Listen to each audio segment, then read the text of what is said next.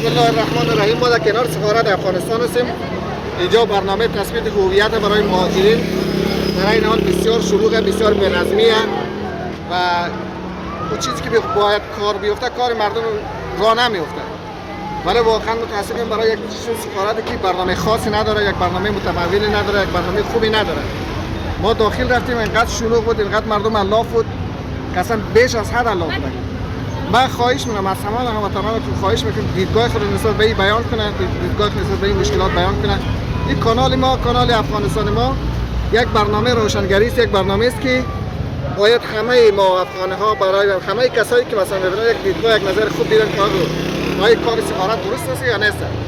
اگه کار سفارت درسته روی این منوال که واقعا مثلا درستیش در حد نیست که مثلا کانال یوتیوب ما دیدگاهش بسیار منفیه نسبت به اینا و بی‌نظمی خاصیه و مشکلات بسیار خاصی خانه‌های افغانی همه شکل اندام هستن.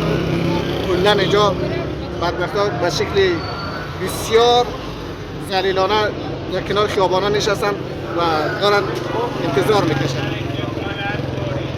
فقط همین.